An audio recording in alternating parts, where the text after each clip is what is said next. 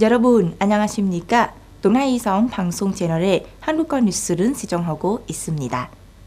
베트남 기획투자부는 사업자 등록관리국계 보고서에 따르면 이번만 현재 전국에 9만 8,800여 개 업체가 진입하고 있으며 이는 2023년 같은 기간에 비해 4.1% 증가한 것으로 2029년, 2023년 평균의 1.2배에 이릅니다. 시장에 재진입하는 기업 중 2023년 같은 기간에 비해 4.5% 증가한 6만 4,100개 이상의 신규 창업 기업이 있습니다. 2024년 5개월 동안 등록된 자본은 601조 동 이상으로 2023년 같은 기간에 비해 5.7% 증가했습니다. 반면 전국에는 2012년 같은 기간에 비해 10.5% 증가한 9만 7,300여 개의 업체가 전수했습니다. 따라서 2024년 5월에 기업이 시장에 진입하고 재개입하는 것은 전수수보다 높았습니다. 비엔화시 이민위원회 법제적 감독단은 장야동 이민위원회에 2023년 호적 등록 및 관리에 관한 법률 규정 시행 권고를 검사했습니다.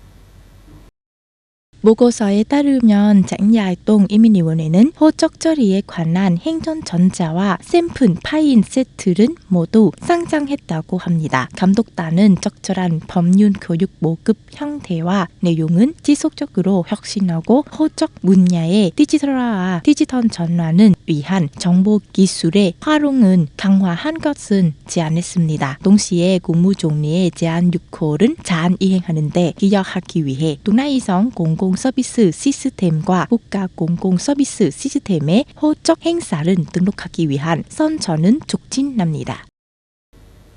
솔럽현에서 최근 동아이성 경찰은 동아이 전력회사와 협력하여 조국 안보를 보호하기 위해 전 국민을 동원하는 반동식을 개최했습니다.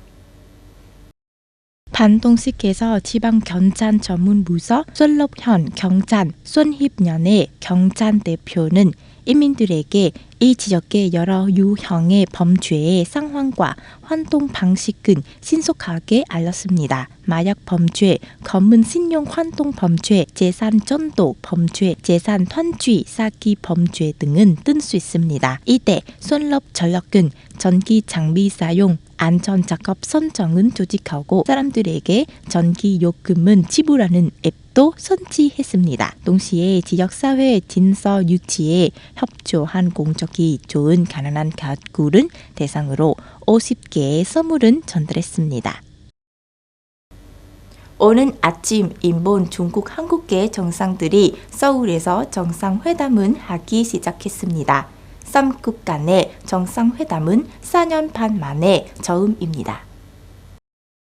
기시다 후미오 일본 총리, 리커창 중국 총리, 윤석열 한국 대통령은 경제, 민간 교류, 출산율 저하, 고령 인구 변화, 기후 변화, 전염병 예방 등 다양한 이슈에서 협력 방안을 논의했습니다. 3국 정상은 또 3자 자유무역협정 협상은 진전시키기 위해 만장일치로 논의한 수도 있습니다. 그들은 또한 북한 비핵화와 한반도의 안정은 공동의 이익을 위한 것임을 확인한 것입니다. 정상회담이 끝난 후 새 정상은 회담 내용은 요약한 공동성명은 발표한 계획입니다.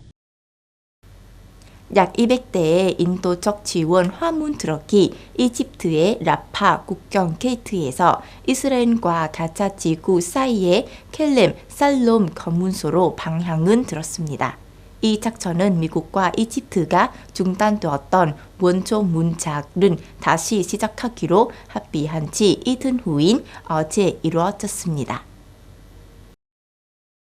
이스라엘이 가자 남부 라파시에서 군사작전은 주진남에 따라 이집트와 가자 지구 사이에 라파 국경 게이트가 폐쇄된 후 원조 환동이 방향은 바꾸어야 했습니다. 이에 따라 이집트 압덴 파타헨 시시시 대통령과 조 바이든 미국 대통령 간의 합의에 따라 구호품 트럭들이 라파 대신 케렘, 살롬을 통해 가자 지구로 도착했습니다. 연료 수송차 4대를 포함하여 약 200대의 원조 트럭이 이 지역에 진입하고 있습니다. 가자 지구에 대한 인도적 지원의 제공은 이스라엘 하마스에 계속되는 격렬한 전쟁으로 인해 중단되었습니다. 원조 단체 등과 유엔은 가자 지구의 인부 지역은 기근으로 몰아넣는 위기에 대해 경고의 목소리를 높였습니다. 이집트는 또한 이스라엘 군대가 가자 지구에서 완전히 전수한 때까지 라파 항구를 다시 연 것은 거부했습니다.